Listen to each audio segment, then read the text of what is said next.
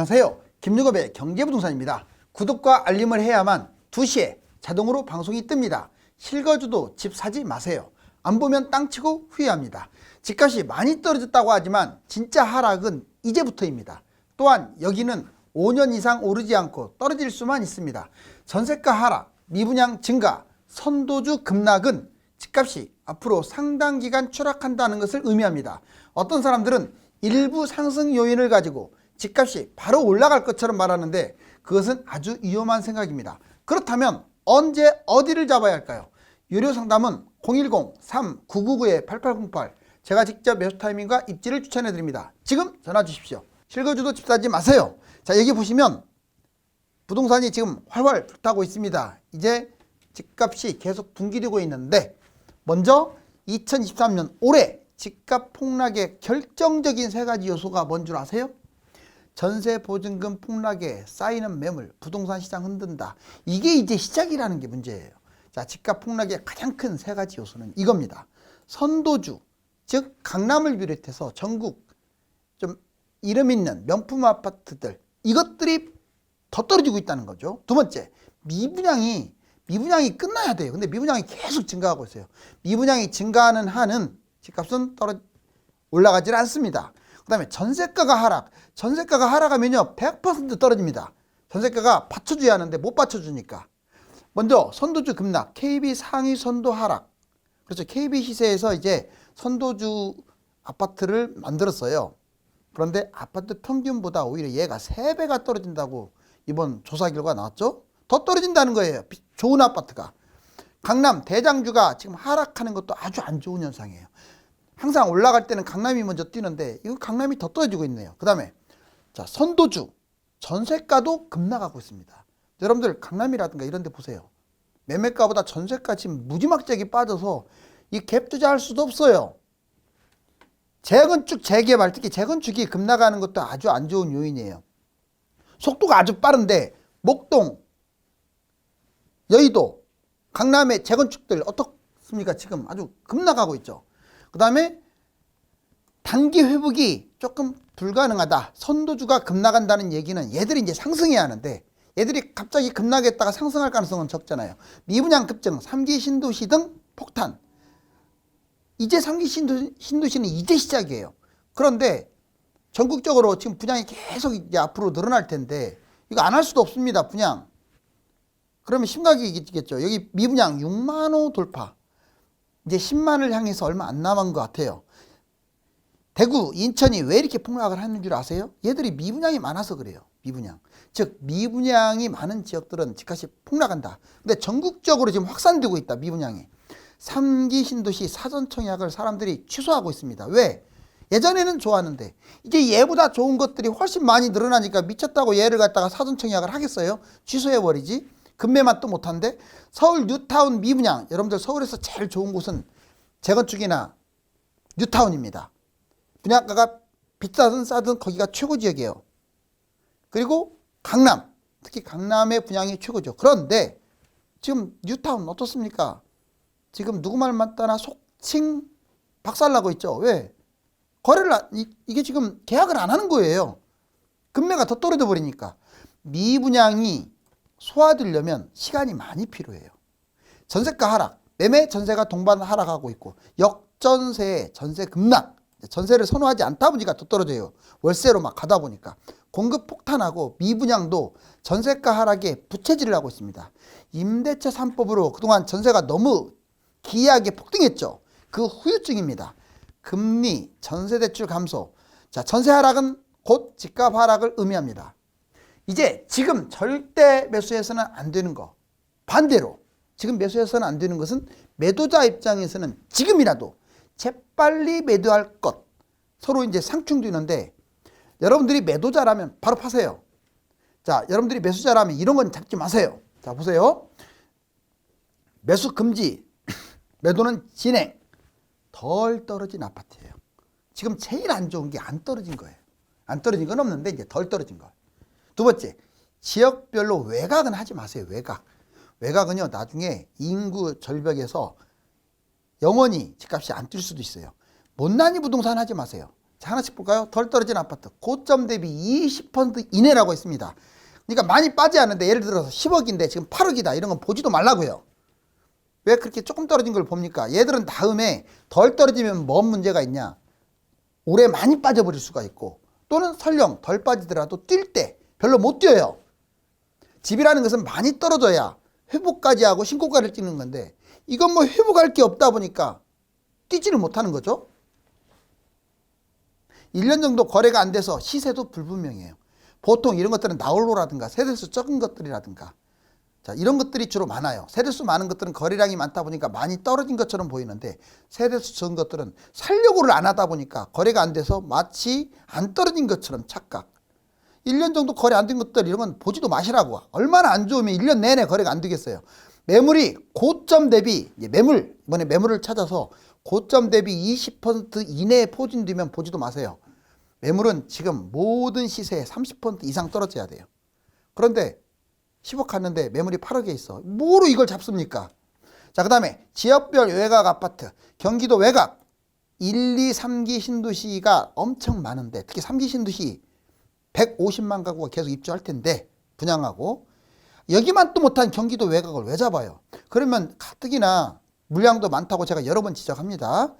신도시의 최대 피해를 보는 것은 경기도의 외곽입니다. 외곽이라고 해서 끄트머리를 말하는 게 아니에요. 중심지 일부 빼고는 다 외곽이에요. 그 다음에 광역시 외곽. 여러분들 광역시 있죠? 거기 외곽도 좋지가 않아요. 수요청도 감소하고 회복도 안 될 수가 있어요. 별게 뛴 게 없는데요. 가격이 싸서 그렇지 걔도 2배 뛴 곳들 많거든요. 보지 마시라고요. 자, 지방의 외곽. 이번에는 중소도시라든가 군 단위, 시 단위 인구 감소, 물량 폭탄의 최대 피해입니다. 그리고 못난이 부동산은 좀 당분간 안 봤으면 좋겠어요. 저한테도 계속 연락이 옵니다. 이거 미분양 잡아야 하느냐 말아야 하느냐. 이 시점에서 얼마나 못났으면 미분양이겠어요. 그런 건 쳐다보지도 마세요. 급매만 또 못합니다. 아니 계약금 뭐 이거 얼마 안 들어가고 얘 무이자이고 그런데 아이고 새 아파트고 근데 안 좋을까요? 여러분들 지금이 문제가 아니잖아요. 그 마이너스로 떨어질 수도 있어요. 마이너스 분양가 5억이면 마이너스 1, 2억 얼마든지 떨어집니다. 오히려 금매가 훨씬 낫지. 현재 고분양가 미분양은 마이너스 프리미엄으로 떨어질 수 있고 나홀로 아파트 이거 못난입니다. 나홀로 아파트 잡지 마세요. 300세대 미만은 그냥 거들떠오지도 마요. 덜 뛰고 안 팔립니다. 자, 비아파트 아파트 아닌 것들 비주택 주택이 아닌 것들 예를 들어서 빌라 오피스텔 상가 토지는 쳐다보지도 마세요. 세 번째 집값 전망. 자, 이거 가지고 이제 설왕설래 말들이 많은데 상승한다 하락한다 또는 상승할 놈이 있고 떨어질 놈이 있다. 자, 여러 가지 요인이 있는데 제가 보기에는 당분간은 계속 하락입니다. 그러다가 차별화가 되겠죠. 이제 뛸 애는 뛰고 못 뛸 애는 못 뛰고. 예전에 경기도하고 지방 상당 부분이 거의 70% 이상 80%가 10년 동안 안 뛰었다고 제가 얘기했어요. 자, 하물며 올해라고 이번이라고 뭐 별 볼 일 있겠어요. 왜 그럼 안 뛰었냐? 3기 신도시 그때는 2기 신도시죠. 물량이 너무 많은 거야. 경기도가 물량이 너무 많아가지고 2기 신도시도 미분양 났어. 그러다 보니까 기존의 집값이 안 뛴 거예요. 10년 동안. 그런데 이번에는 3기 신도시까지 있어요. 자, 집값 상승. 집값을 상승을 부르짖는 사람들은 미국 금리 인상이 이제 한두 번 하고 끝난다. 그래서 본격적인 상승이 이루어질 것이다. 뭐 완전히 무시할 말은 아니지만 두 번째, 정부의 지나친 규제 완화, 부양책 약발. 정부가 다 풀어버렸잖아요. 웬만한 거. 부양책까지. 그리고 3번, 사주째 하락폭이 축소되고 있어요. 여름만 되면 폭등합니다. 이제 여름 가까워지네요. 물론 작년에는 예외였어요. 작년에는 폭락했는데 그동안에 8년 동안 여름만 되면 뛰었어요. 이번에 또 뛸 수도 있어요. 자, 그러면 여기서 하고 싶은 말은 이 사람들은 이 주장을 하는 거예요. 미국 금리 인상 끝났고 정부 규제 완화, 사주째 하락폭 감소 여름만 되면 뛰었으니까 이번에 곧 뛸 것이다. 정말 그럴까요? 그런데 거시적, 아까 제가 미시적인 부분도 알려드렸지만 종합적으로 봤을 때는 집값 상승 가능성은 낮아요. 자, 하락. 고금리가 그래도 유지됩니다. 설령 금리 인상이 끝났더라도 금리 인하 시간이 많이 걸릴 거예요. 시간 인하까지 하려면. 그리고 인하를 하더라도 소폭 할 겁니다. 그러면 저금리 뒤는 데까지는 시간이 걸려서 하락이 상당히 이루어질 것이다. 더 무서운 것은 경제 침체가 심각, 경제 성장률 수출이 심각하죠. 해외 집값도 하락하는 것도 우리나라도 따라가잖아요. 20년간 무려 우리나라 집값하고 같이 움직였던 동조하는 미국, 캐나다, 호주, 뉴질랜드. 우리나라만 치고 올라간다는 생각을 버리셔야 돼. 같이 갈 겁니다. 자, 집값 차별화. 강남, 서울 일부를 제외하고는, 서울도 다가 아니야. 강남하고 서울 일부를 제외하고는 대부분은 장기간 횡보할 위험성이 있어요. 선도주자, 그러니까 뭐 강남을 포함한 선도주자들은 올해 연말이라든가 내년에 올라갈 수도 있습니다. 그렇지만 대부분 아파트들은 2025년 전후로 경제 회복이나 돼야 올라갈 수 있다. 부동산 세 가지 폭탄이 뭔 줄 아세요? 신규 택지 공급 속도 전에 3기 신도시 입주와 맞물리면 공급 폭탄 우려. 자, 보시면 경제 폭탄. 경제가 아주 안 좋죠? 공급, 물량이 너무 많아요. 자, 인구 감소 폭탄. 이게 장기적인 폭탄인데 이게 지금 남의 일본 내 이야기가 아니에요. 우리나라의 얘기예요. 자, 경제 폭탄. 세계 경제 침체, 전쟁도 일어났고 물가, 금리, 성장률. 위험 자산 폭락, 주식 폭락했고 암호, 그다음에 부동산 추락. 요즘은 주식하고 암호화폐가 좀 올라가고는 있는데 본격적인 상승이라고 아직 예단하기는 빠릅니다. 주요 지표 하락. 아직도 반등했다고는 하지만 시세, 거래량, 매매 심리가 0 밑에예요. 그 다음에 공급 폭탄. 과거 1, 2기 신도시가 집값 대폭락의 원인이었는데 얘보다 합친 것보다 더 많은 게 3기 신도시야. 무려 150만 가구. 이게 최대 공급 폭탄입니다. 2022년부터 2026년 분양을 하고 또 입주를 하면 공급 폭탄이 정말 어마어마하겠죠. 예전에 2기 신도시 갖고도 휘청거렸는데 이제 그거 플러스 3기 신도시, 아우, 좀 신경 좀 써야 돼요. 인구 폭탄. 20년 이후에 총 인구, 생산 인구 감소. 지금 전체 인구 감소하고 있어요. 우리나라 생산 인구 15세부터 65세 생산 인구도 급감하고 있습니다. 주택 수는 증가하는데 저출산, 특히 아기를 안 낳아요. 1인 가구, 전혀 도움이 되지 않는 1인 가구, 즉 20대하고 60대 이상이 차지하는 1인 가구가 무려 40%. 지방 수도권 외곽은 위험하다는 증거입니다. 이제 3기 신도시랑 코로나 후유증, 아무튼 경제 침체와 신도시 물량 폭탄이 만나면 장기 폭락이에요. 여기 보세요. 장기 폭락. 자, 먼저 일본발하고 IMF 사건이 터졌어요. 이때. 길게 떨어졌죠. 이렇게 뚝 떨어지고 이게 IMF예요. 여기는. 이건 일본발로. 여기 1기 신도시 물량 폭탄이 합쳐지니까 거의 한 7년 빠져버렸네요. 그 다음에 이제 쭉 올라갔다가 여기 보세요. 2019년부터. 자, 미국발 2007년에 터져가지고 16년까지 장기간 폭락했네요. 왜? 미국발 문제에다가 2기 신도시 물량 폭탄이 합해진 거야. 똑같죠? 이렇게. 신도시 때문에 더 망했다 이 말이에요. 자, 이번에 보세요. 계속 올라가다가 자, 이제 3기 신도시 폭탄이 지금 자리하고 있고 하필이면 코로나 후유증. 이 후유증 이건 어떻게 보면 미국발보다 더 위험해요. 코로나 후유증. 경제 침체를 가져왔기 때문에 이 두 놈이 합치니까 대략 예측은 24년까지는 폭락할 가능성이 있다. 꼭 기억하세요. 이제 부동산 10년간 최대 폭락, 선도 아파트 급락. 여기 보시면 재밌는 게 이거 12년이에요. 이게 0입니다. 0. 노란 걸로. 이때 하락장에도 그렇게 많이 안 빠졌죠. 이런 상태였죠. 근데 올라갈 때 다 올라갔네요. 계속. 14년부터 꾸준히 올랐네요. 그런데 여기 보세요. 지금 눈에 띌 정도로 떨어졌죠. 그러다가 약간 반등했는데 이게 0이야. 지금 과거에 12, 13년하고는 비교도 안 될 정도로 폭락을 한 거예요. 진짜 무섭게 떨어졌습니다. 자, 이게 쭉 올라간다? 글쎄요, 그 가능성은 적죠. 여기에서 조금 맴돌겠죠. 그리고 이 빨간색이 한국감정원이에요. 천하의 믿지 못할 게 한국감정원입니다. 여기 보세요. 이때 21년, 22년에 무지막지하게 뛰었는데 조금 뛴 것으로 나오잖아요. 이번에는 정상적으로 했네요. 그리고 한국감정원하고 이 까만 게 KB 시세인데 거의 비슷해요.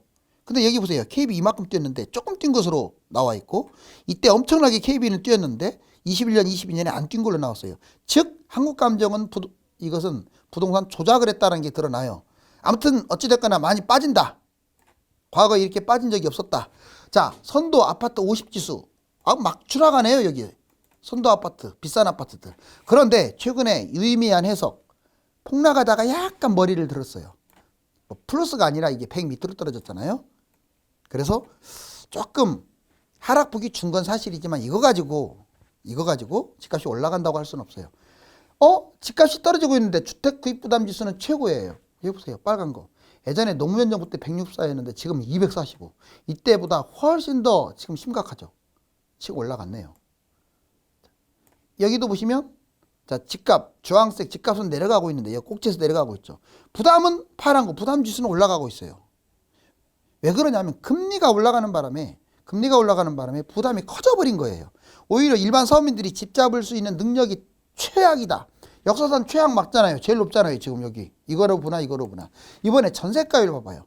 전세가율이 높아야 갭 투자도 하고 집을 사요. 자, 여기 70%까지 간 적이 있어요. 언제? 13, 15년에. 그런데 쭉 전세가율이 내려와가지고 현재 여기에요. 50%. 즉 10억짜리 아파트면 내 돈도 5억이 필요한 거야. 전세도 5억이고. 옛날에는 10억이 있으면 거의 내 돈은 2억 5천만 있고 전세가 7억 5천이었는데 이러니 누가 집을 사겠어요. 여기 전세가율 보세요. 자, 확 떨어졌죠. 거의 반토막이죠.